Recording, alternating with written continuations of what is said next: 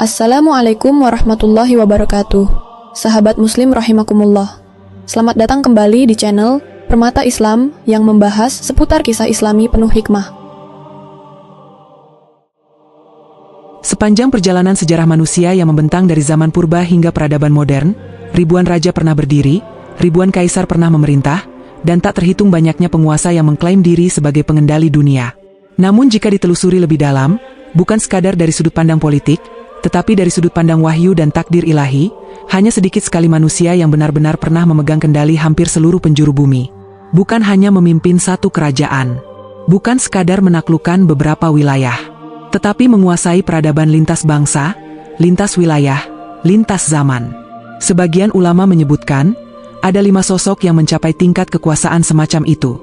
4 telah berlalu dalam lembaran sejarah, dan 1 lagi akan muncul di akhir perjalanan umat manusia. 2 di antara mereka adalah pemimpin yang bersujud kepada Allah. 2 lainnya adalah penguasa yang menantang langit dengan kesombongan. Dan yang kelima adalah seorang lelaki dari akhir zaman, pemimpin yang kehadirannya menandai fase terakhir sebelum dunia memasuki babak paling dahsyat dalam sejarahnya. Kisah itu dimulai dari seorang raja yang namanya diabadikan dalam Al-Quran, Dzulkarnain. Allah berfirman bahwa Dia telah memberikan kepadanya kekuasaan dan jalan untuk mencapai segala sesuatu. Kalimat itu bukan sekadar pujian. Itu adalah legitimasi ilahi. Dzulkarnain bukan hanya raja militer, tetapi pemimpin strategis yang menjelajahi arah terbenamnya matahari dan arah terbitnya matahari. Ia menyaksikan peradaban yang berbeda-beda, menghadapi bangsa yang kuat dan bangsa yang tertindas. Di setiap wilayah yang ia singgahi, ia tidak memerintah dengan tirani. Ia menawarkan pilihan, siapa yang zalim akan dihukum, siapa yang beriman dan berbuat baik akan diperlakukan dengan adil. Kekuasaan yang luas tidak membuatnya lupa kepada Tuhan yang memberinya kekuasaan itu. Puncak kepemimpinannya terlihat ketika ia membangun dinding raksasa di antara 2 gunung untuk menghalangi Yajuj dan Majuj, bangsa perusak yang kelak akan kembali di akhir zaman. Ia memobilisasi sumber daya, memimpin pembangunan, dan menegakkan perlindungan global bagi umat manusia pada zamannya. Ia adalah simbol kekuasaan yang dikendalikan oleh iman. Kemudian datang sosok kedua, jauh lebih luar biasa. Sulaiman bin Daud, alaihi salam. Belum pernah dalam sejarah manusia ada seorang raja yang memiliki kombinasi kekuasaan spiritual dan material seperti dirinya. Ia adalah nabi sekaligus penguasa dunia. Angin bergerak sesuai perintahnya. Jin bekerja di bawah komandonya, membangun istana dan benteng megah. Burung berbicara kepadanya, dan ia memahami bahasa mereka. Laut dan daratan berada dalam sistem pemerintahan yang terorganisir. Kerajaan Sulaiman bukan sekadar luas secara geografis. Ia melampaui dimensi yang bisa dijangkau manusia biasa. Ia mengelola manusia dan makhluk gaib dalam satu struktur kepemimpinan. Itu bukan mitologi, bukan dongeng. Itu mukjizat. Namun yang membuatnya lebih agung bukanlah luasnya kekuasaan, melainkan sikapnya terhadap kekuasaan itu. Di saat ia melihat singgasana Ratu Saba berada di hadapannya dalam sekejap, ia berkata, "Ini adalah karunia dari Tuhanku untuk mengujiku." Di puncak kekuasaan, ia tetap merasa diuji. Itulah 2 penguasa beriman yang pernah memimpin hampir seluruh dunia. Tetapi sejarah tidak selalu dipenuhi cahaya. Datanglah fase gelap ketika kekuasaan berada di tangan mereka yang sombong. Yang ketiga adalah Namrud. Ia bukan hanya raja. Ia adalah simbol kesombongan intelektual dan politik. Ia memerintah dengan tangan besi dan menempatkan dirinya sebagai pusat kekuasaan absolut. Ketika Nabi Ibrahim mengajaknya berdialog tentang Tuhan yang menghidupkan dan mematikan, Namrud mencoba membantah dengan logika manipulatif. Ia merasa tak terkalahkan. Ia membakar Ibrahim dalam api yang menyala-nyala. Ia membangun struktur kekuasaan yang tampak kokoh. Namun pada akhirnya, kesombongan itu dihancurkan oleh makhluk yang bahkan tidak terlihat oleh mata. Seekor nyamuk kecil yang menjadi sebab kehancurannya. Kekuasaan yang melawan Tuhan selalu memiliki batas waktu. Yang keempat adalah Buhtun Nasr, penguasa Babilonia yang namanya menggema dalam sejarah penaklukan Yerusalem. Ia menaklukkan Baitul Maqdis, menghancurkan simbol-simbol suci, dan mempermalukan Bani Israel. Ekspansinya mengguncang dunia kuno. Ia memimpin pasukan besar, menaklukkan wilayah luas, dan menjadi ikon imperialisme brutal pada zamannya. Di tangannya, kekuasaan bukan alat keadilan, tetapi instrumen dominasi. 4 sosok ini berdiri sebagai puncak dalam 2 kutub sejarah, iman dan kekufuran. Namun perjalanan belum selesai. Karena ada 1 nama yang belum muncul di panggung dunia. Nama itu disebut dalam lisan Rasulullah Shallallahu Alaihi Wasallam. Disebut dalam riwayat-riwayat sahabat. Dibahas oleh para ulama sepanjang abad. Ia bukan nabi. Ia bukan rasul. Tetapi ia adalah pemimpin yang dijanjikan akan hadir ketika bumi telah dipenuhi kezaliman. Ia adalah Al-Mahdi. Sebagian orang memandang konsep ini sebagai legenda. Sebagian lagi menganggapnya sekadar simbol. Tetapi dalam tradisi Ahlus Sunnah, hadits-hadits tentang Mahdi mencapai derajat mutawatir secara makna, diriwayatkan melalui banyak jalur yang saling menguatkan.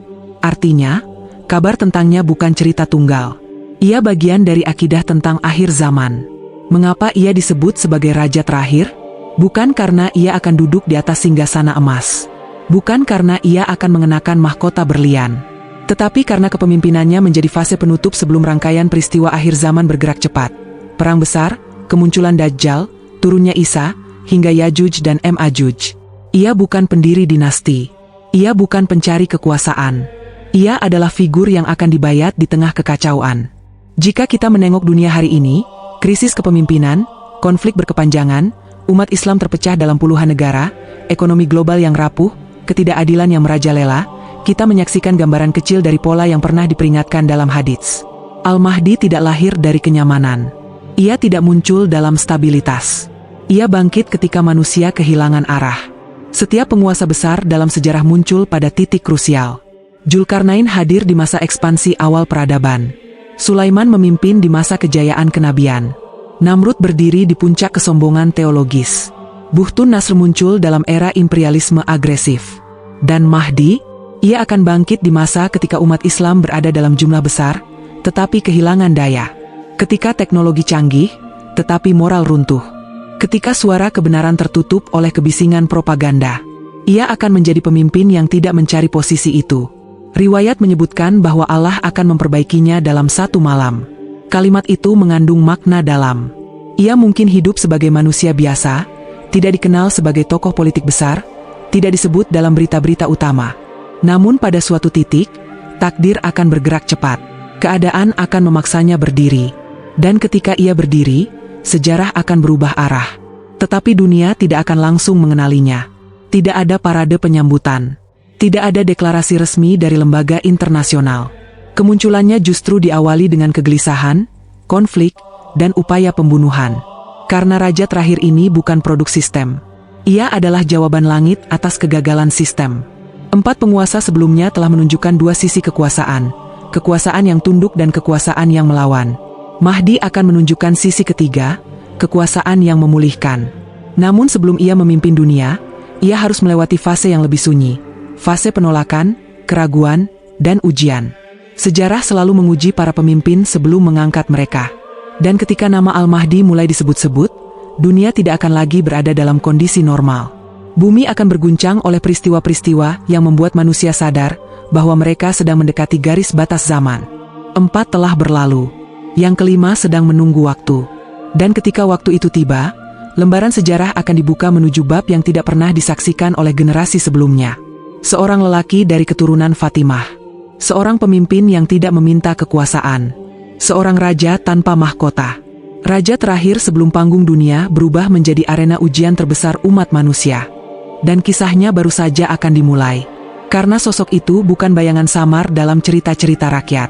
Ia bukan tokoh simbolik yang lahir dari keresahan politik. Namanya disebut secara jelas dalam riwayat para sahabat. Sifatnya digambarkan. Nasabnya dijelaskan.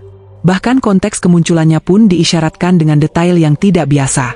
Riwayat tentang dirinya tersebar dalam berbagai kitab hadits. Diriwayatkan oleh Abu Daud, At-Tirmidzi, Ibnu Majah, Ahmad dalam musnadnya, dan lainnya. Jalurnya beragam. Perawinya banyak. Redaksinya berbeda-beda tetapi saling menguatkan. Para ulama hadits sepanjang sejarah meneliti sanad-sanadnya, membandingkan riwayatnya, dan sampai pada satu kesimpulan besar. Kabar tentang Al-Mahdi mencapai derajat mutawatir secara makna. Mutawatir makna berarti satu hal penting. Substansinya tidak mungkin dibangun dari kebohongan kolektif. Terlalu banyak sahabat yang meriwayatkan tentangnya. Terlalu banyak jalur periwayatan yang berdiri secara independen. Bahkan para ulama besar seperti Ibn Hajar Al-Haytami, As-Suyuti, dan Asy-Syaukani menegaskan bahwa hadits-hadits tentang Mahdi memiliki landasan kuat. Ini bukan wacana pinggiran. Ini bagian dari narasi akhir zaman dalam Islam. Namun sepanjang sejarah, selalu ada dua kutub ekstrim dalam menyikapi kabar ini. Di satu sisi, ada yang mengingkari sepenuhnya. Mereka menganggap konsep Mahdi hanyalah produk kondisi sosial politik umat Islam yang tertekan, semacam harapan kolektif terhadap figur penyelamat. Mereka mencoba menundukkan riwayat kepada logika modern, seolah wahyu harus tunduk kepada konstruksi rasional zaman. Padahal, penolakan semacam itu tidak serta-merta menghapus riwayat yang telah diteliti berabad-abad. Di sisi lain, ada pula yang berlebihan. Mereka membangun konstruksi teologis yang menjadikan Mahdi sebagai figur gaib yang telah lahir berabad-abad lalu masuk ke dalam kegaiban panjang, menunggu waktu untuk muncul kembali. Dalam sebagian doktrin Syiah, Mahdi diidentikan dengan Muhammad bin Hasan al-Askari yang diakini masuk ke dalam ghaibah dan akan kembali sebagai imam ke-12. Namun dalam tradisi Ahlus Sunnah, pemahaman itu tidak sejalan dengan riwayat-riwayat syahih. Al-Mahdi bukan sosok yang telah hidup berabad-abad dan tersembunyi. Ia adalah manusia biasa yang akan lahir, tumbuh, hidup sebagaimana manusia lain. Ia makan, ia bekerja, ia berinteraksi. Tidak ada aura supranatural dalam masa hidupnya sebelum diangkat menjadi pemimpin. Ia bukan nabi, ia bukan maksum. Ia bukan makhluk yang terpisah dari hukum sebab akibat. Ia adalah seorang lelaki dari keturunan Fatimah.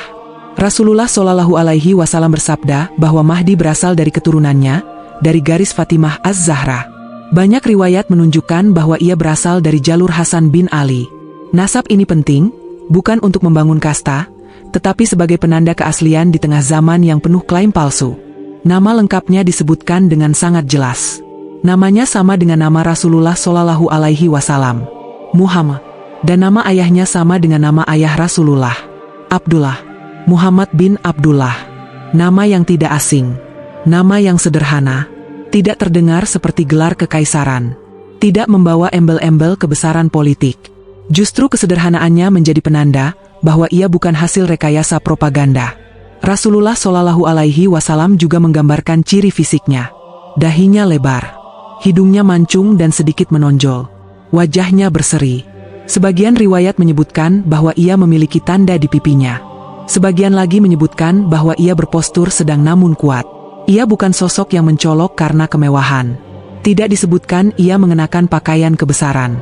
Tidak digambarkan ia memiliki atribut kerajaan. Ia justru tampil sebagai manusia biasa yang suatu saat dipaksa oleh keadaan untuk memimpin. Sepanjang sejarah, banyak orang yang mengklaim diri sebagai Mahdi. Dari pemberontakan politik di Afrika Utara hingga gerakan-gerakan kecil di berbagai negeri Islam, klaim itu berulang. Tetapi setiap klaim runtuh ketika diuji dengan tanda-tanda yang telah disebutkan dalam hadits. Karena Mahdi yang dijanjikan tidak muncul dengan deklarasi diri. Ia tidak mengangkat bendera atas namanya sendiri. Ia bahkan tidak menginginkan posisi itu. Dalam riwayat disebutkan bahwa Allah akan memperbaikinya dalam satu malam. Kalimat ini bukan metafora kosong. Para ulama menjelaskan bahwa maksudnya adalah Allah akan menyiapkan dirinya secara mendadak, memperbaiki kondisinya, meluruskan urusannya, mengokohkan tekadnya, dan menjadikannya layak memikul beban kepemimpinan besar dalam waktu yang sangat singkat.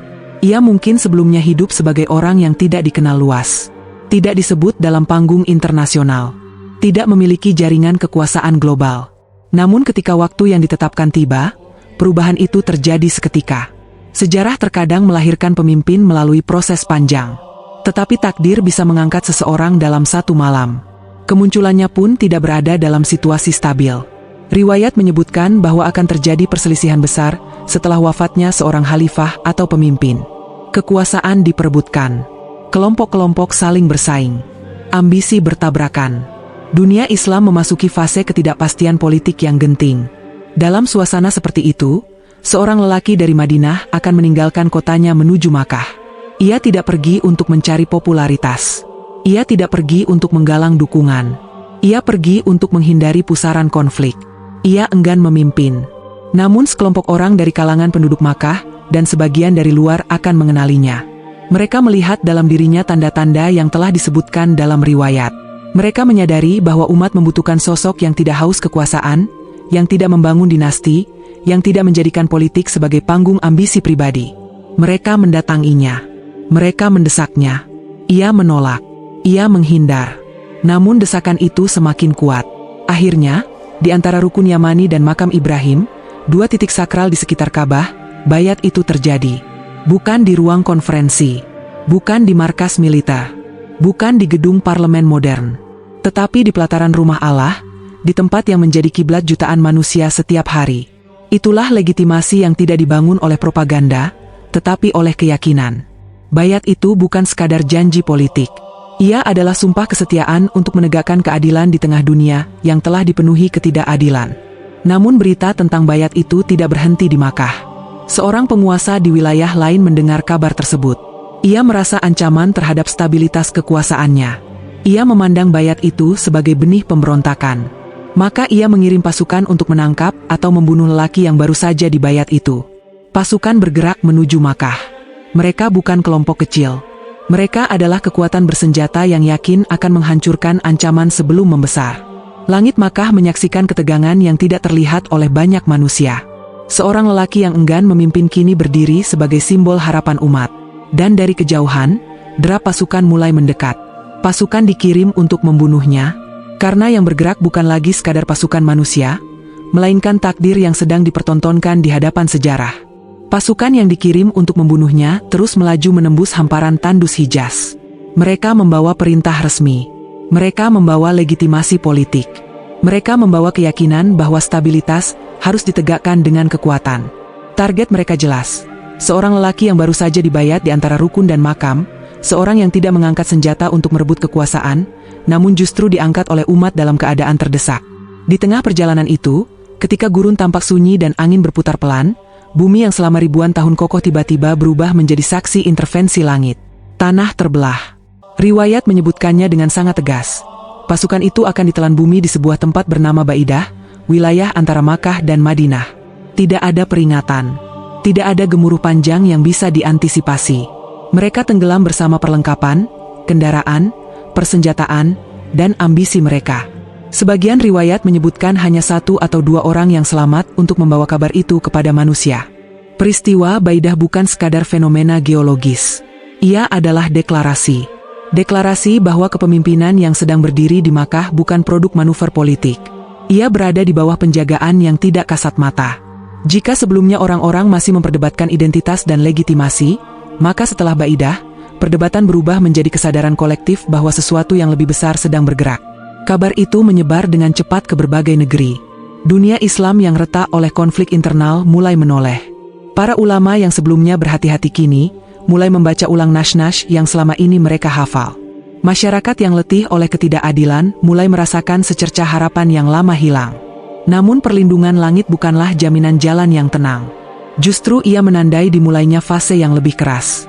Dalam riwayat Syahih disebutkan tentang Al-Malhamah Al-Kubra, perang besar yang belum pernah disaksikan manusia sebelumnya. Sebuah konfrontasi dahsyat antara kaum muslimin dan kekuatan besar yang disebut sebagai Romawi. Istilah itu dalam pemahaman para ulama tidak terbatas pada entitas sejarah klasik, melainkan simbol kekuatan besar dari arah barat yang mewakili peradaban dominan dunia. Sebelum perang itu pecah, terjadi sebuah aliansi sementara. Kaum muslimin dan Romawi menghadapi musuh bersama. Mereka berperang berdampingan dan meraih kemenangan. Namun kemenangan itu tidak menghapus perbedaan ideologis yang mengakar. Sebuah insiden kecil, disebutkan dalam riwayat sebagai perselisihan atas simbol kemenangan, berubah menjadi percikan yang menyulut api besar. Romawi mengumpulkan kekuatan dalam jumlah yang belum pernah disaksikan sebelumnya. 80 panji. Di bawah setiap panji, 12.000 tentara. Angka itu jika dijumlahkan mencapai hampir 1 juta pasukan. Sebuah mobilisasi masif. Sebuah demonstrasi kekuatan global. Kaum muslimin pun berkumpul. Bukan dalam kemewahan. Bukan dalam superioritas teknologi. Tetapi dalam keyakinan bahwa mereka sedang berdiri di fase yang telah dinubuatkan. Pertemuan dua kekuatan itu terjadi di wilayah yang dalam riwayat disebut Al-Amaq atau Dabik. Sebuah dataran yang kelak menjadi saksi salah satu pertempuran terbesar dalam sejarah manusia. Atmosfernya berbeda dari perang-perang biasa. Ini bukan sekadar perebutan wilayah. Ini benturan visi tentang kebenaran. Ketika dua pasukan saling berhadapan, ujian pertama tidak datang dari musuh, tetapi dari dalam barisan sendiri. Disebutkan bahwa kaum muslimin akan terbagi menjadi 3 kelompok. Kelompok pertama mundur dan melarikan diri. Mereka tidak sanggup menahan tekanan. Ketakutan menguasai hati mereka. Dalam riwayat disebutkan bahwa taubat mereka tidak diterima. Kelompok kedua bertempur hingga gugur. Mereka menjadi syuhada dalam jumlah besar. Darah mereka membasahi tanah, hingga digambarkan seolah-olah sungai mengalir. Kelompok ketiga bertahan. Mereka tidak lari. Mereka tidak goyah. Mereka tetap berdiri meski jumlah menyusut dan tekanan bertambah. Pertempuran itu berlangsung sengit. Riwayat menggambarkan pertempuran berhari-hari, bahkan berbulan-bulan. Senjata modern dan tradisional beradu. Strategi diterapkan. Korban berjatuhan dari kedua belah pihak. Langit dipenuhi asap. Tanah berubah warna oleh darah. Sungai darah bukan metafora kosong. Ia menggambarkan skala pengorbanan yang melampaui nalar. Namun pada akhirnya, kelompok yang bertahan memperoleh kemenangan. Bukan karena jumlah. Bukan karena kecanggihan. Tetapi karena keteguhan. Kemenangan dalam Malhamah Kubra mengubah peta kekuatan dunia. Romawi yang datang dengan percaya diri, harus menerima kekalahan telak. Dominasi yang selama ini menekan mulai runtuh. Namun alur takdir belum selesai. Setelah perang besar itu, langkah berikutnya adalah menuju Konstantinopel. Kota legendaris yang dalam sejarah pernah ditaklukkan oleh Sultan Muhammad Al-Fatih. Namun riwayat akhir zaman menyebutkan penaklukan lain, dalam konteks berbeda, dengan karakter yang jauh lebih spiritual. Pasukan bergerak menuju kota itu dalam keadaan letih namun penuh keyakinan. Mereka bukan pasukan yang baru direkrut. Mereka adalah orang-orang yang baru saja melewati perang terbesar dalam hidup mereka. Mereka mengepung kota. Bentengnya tinggi. Pertahanannya kuat. Secara logika militer, kota seperti itu memerlukan mesin pengepung, artileri berat, dan strategi panjang. Namun riwayat menyebutkan sesuatu yang tidak biasa. Mereka tidak menaklukkannya dengan peluru. Tidak dengan roket. Tidak dengan teknologi mutakhir. Mereka bertakbir. Allahu Akbar. Ketika takbir pertama menggema, sebagian benteng runtuh. Takbir kedua, sisi lain roboh. Takbir ketiga, kota itu jatuh. Penaklukan ini bukan simbol superioritas senjata, tetapi superioritas iman. Ia menjadi bukti bahwa ketika spiritualitas mencapai puncaknya, hukum sebab akibat yang biasa dipahami manusia dapat ditundukkan oleh kehendak ilahi. Konstantinopel jatuh bukan dalam genangan api, tetapi dalam gema kalimat tauhid. Pasukan memasuki kota bukan sebagai perusak, tetapi sebagai pembawa perubahan.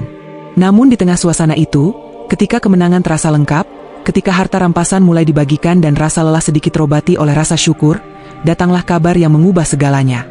Sebuah teriakan. Sebuah informasi yang menyebar cepat dari mulut ke mulut. Dajjal telah keluar. Awalnya kabar itu terasa seperti rumor perang. Dalam situasi pasca konflik, desas-desus mudah menyebar.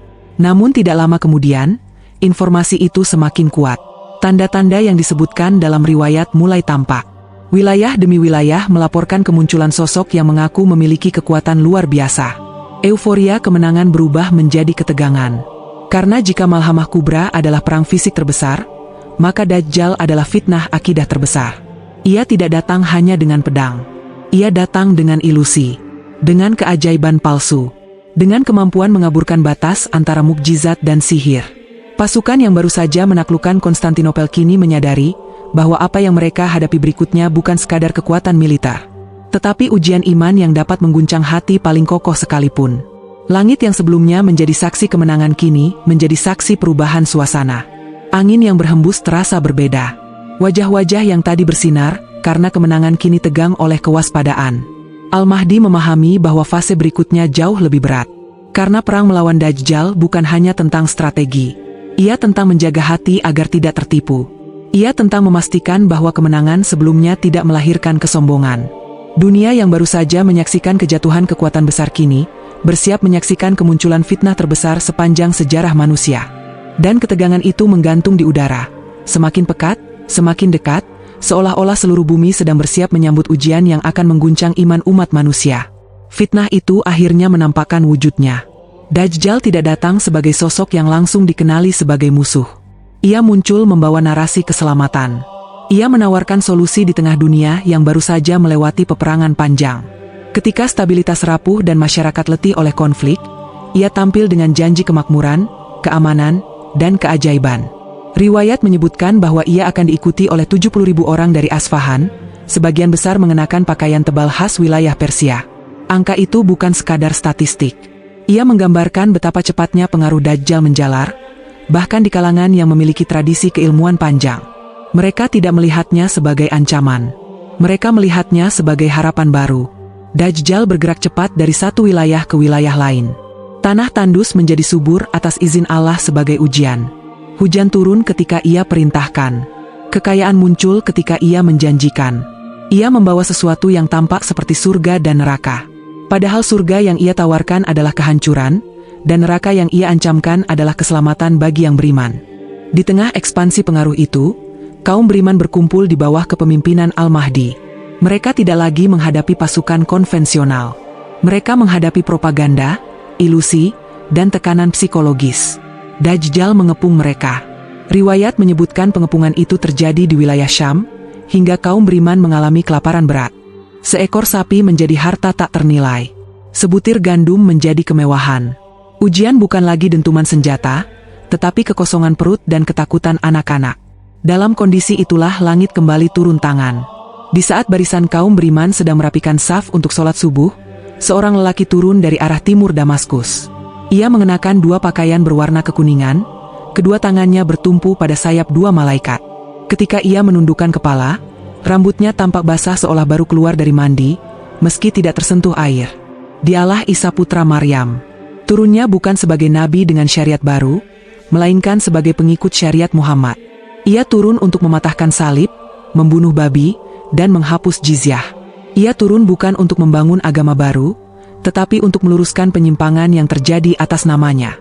Al-Mahdi mempersilahkannya untuk menjadi imam solat. Namun Isa menolak dengan lembut. Ia berkata bahwa sebagian kalian adalah pemimpin atas sebagian yang lain sebagai kemuliaan bagi umat ini. Maka solat itu dipimpin oleh Al-Mahdi, sementara Isa berada di barisan belakang, sebagai simbol kesatuan. Setelah solat, mereka bergerak. Dajjal yang sebelumnya tak terkalahkan mulai kehilangan kendali ketika Isa mendekat. Riwayat menyebutkan bahwa setiap orang kafir akan mencium bau napas Isa sejauh mata memandang, dan bau itu mematikan bagi mereka. Dajjal melarikan diri. Ia bergerak menuju Palestina, hingga akhirnya tertangkap di sebuah tempat bernama Lut. Di sanalah akhir dari fitnah terbesar itu terjadi. Isa membunuh Dajjal dengan tombak pendek. Tubuhnya roboh. Darahnya terlihat di ujung senjata sebagai bukti bahwa ia bukan makhluk gaib tak tersentuh, melainkan manusia yang diberi kemampuan luar biasa sebagai ujian. Kematian Dajjal memecah ilusi yang selama ini membungkus dunia. Mereka yang tertipu tersadar, meski sebagian sudah terlambat. Riwayat juga menyebutkan tentang batu dan pohon yang berbicara. Pada fase konflik itu, ketika kaum beriman memburu sisa-sisa pasukan Dajjal, batu dan pohon akan berkata, "Wahai Muslim, di belakangku ada orang Yahudi, kemarilah dan bunuh dia," kecuali pohon garkat yang tidak berbicara. Gambaran ini menunjukkan bahwa bahkan alam menjadi bagian dari skenario besar yang telah ditetapkan. Setelah kematian Dajjal, dunia memasuki fase yang belum pernah dirasakan sebelumnya. Era emas dimulai. Di bawah kepemimpinan Al-Mahdi yang didampingi Isa, keadilan ditegakkan dengan presisi. Konflik mereda. Keamanan menyebar hingga seorang wanita dapat bepergian dari Irak ke Syam, tanpa takut kecuali kepada Allah. Harta melimpah. Tanah mengeluarkan keberkahan. Langit menurunkan hujan tepat waktu. Seekor delima dapat dimakan oleh banyak orang, dan kulitnya cukup untuk berteduh.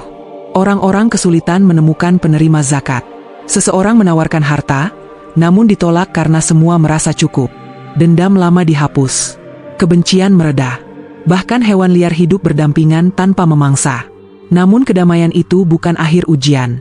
Isa menerima wahyu bahwa ada kaum yang tidak mampu dilawan manusia, Yajuj dan Majuj. Mereka muncul dari setiap tempat tinggi. Jumlah mereka sangat besar. Mereka melahap sumber daya, mengeringkan danau, menghancurkan apapun yang dilewati. Kaum beriman tidak diperintahkan untuk melawan mereka secara langsung. Mereka berlindung di gunung-gunung, berdoa memohon pertolongan. Ujian ini bukan tentang strategi militer, tetapi tentang kesabaran kolektif. Lalu Allah mengirimkan makhluk kecil, ulat yang menyerang leher-leher Yajuj dan Majuj pada malam hari. Pagi harinya mereka mati serentak, bergelimpangan seperti batang pohon tumbang. Bau busuk memenuhi bumi. Isa dan para pengikutnya kembali berdoa. Allah mengirim burung-burung besar yang membawa bangkai-bangkai itu dan melemparkannya ke tempat yang dikehendakinya. Hujan turun deras, membersihkan bumi. Tanah menjadi subur kembali. Keberkahan kembali melimpah. Pada fase ini, Al-Mahdi menyelesaikan tugasnya. Riwayat menyebutkan masa kepemimpinannya sekitar 7 atau 9 tahun. Setelah itu, ia wafat dalam keadaan telah menyaksikan tegaknya keadilan yang lama dirindukan umat. Isa kemudian memimpin dunia. Ia memerintah dengan keadilan murni. Tidak ada lagi agama yang diterima kecuali Islam. Salib dihancurkan. Simbol-simbol penyimpangan dihapus. Dunia berada dalam stabilitas yang belum pernah terjadi sejak awal penciptaan manusia. Namun waktu terus berjalan. Manusia perlahan kembali kepada kelalaian. Hingga suatu hari, Allah mengirim angin lembut dari arah Yaman. Angin itu mencabut ruh setiap orang yang di dalam hatinya terdapat iman meski sebesar biji sawi. Mereka wafat dengan tenang. Yang tersisa hanyalah manusia-manusia paling buruk, yang kembali kepada kebiadaban seperti hewan. Di atas merekalah kiamat ditegakkan. Sangkakala ditiup. Gunung-gunung beterbangan. Laut meluap. Langit terbelah. Bintang-bintang berjatuhan. Bumi mengeluarkan beban-bebannya. Sejarah manusia yang panjang, penuh darah, doa, harapan, pengkhianatan, dan kemenangan, berakhir dalam satu dentuman kosmik yang tak terbayangkan. Semua kekuasaan runtuh. Semua harta tak berarti. Semua narasi politik lenyap. Yang tersisa hanyalah amal. Dan pertanyaan yang sejak awal menggantung kini berdiri telanjang di hadapan nurani. Ketika fitnah terbesar datang, ketika dunia terbelah antara ilusi dan kebenaran, ketika takbir dan propaganda saling bersahutan, apakah kita akan berdiri di barisan keadilan, atau justru terseret menjadi bagian dari fitnah itu sendiri?